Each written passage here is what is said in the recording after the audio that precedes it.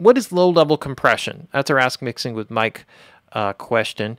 And low-level compression is really a process whereby what we're doing is we're approaching a mix from the bottom up, right? We're compressing from the bottom up. So when we have a sound, right, and we have, just like over the course of time, we have a sound that has a certain amount of energy, right, kind of going up here. And we usually think of compression as in the downward compression kind of way, where what we have is a threshold, which you see here, which I scribbled in, and signals above threshold trigger the compressor to act, and then we have downward compression. So that's the typical downward compression thing. But what gives a lot of presence energy in sounds is not the stuff that goes up above, which is cool, right? Because you kind of want to get, like I said, the high frequencies are typically what drives the transient peaks. But once the sustain goes in, so all this in between those hits kind of things, right, in between the striking of the individual notes, all this high frequency energy drops off very rapidly, and it falls down into an area, right, back here where it's inaudible. Low-level compression is taking this low-level energy and bringing it back up into the fold where you can hear it.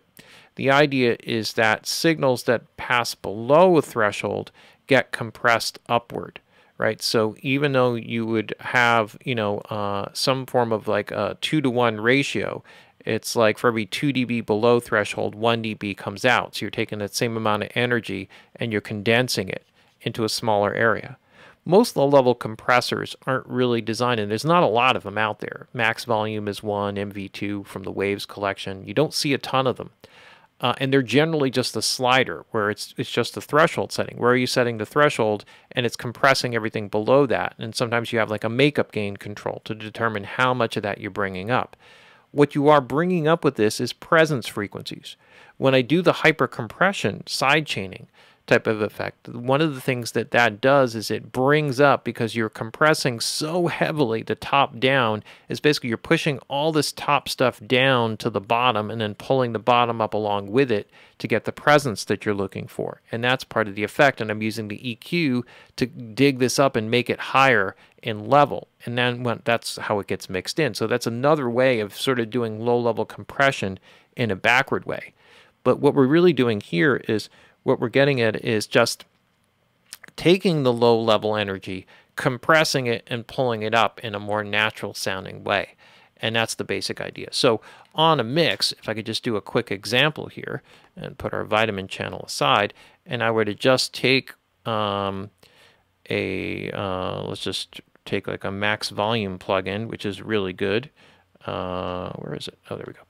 And we did this, so this would be the low-level compression here. So right now this threshold is at minus 96. So if we have drums here,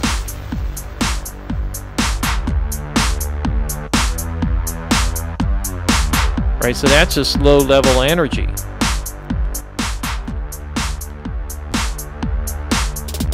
Right, so all that stuff that kind of flows on, it's not just gain, because it's not making it any louder.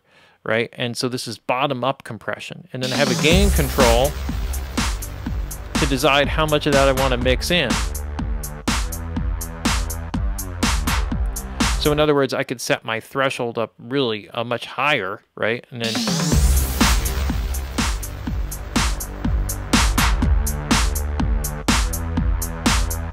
and really get insanely aggressive with it.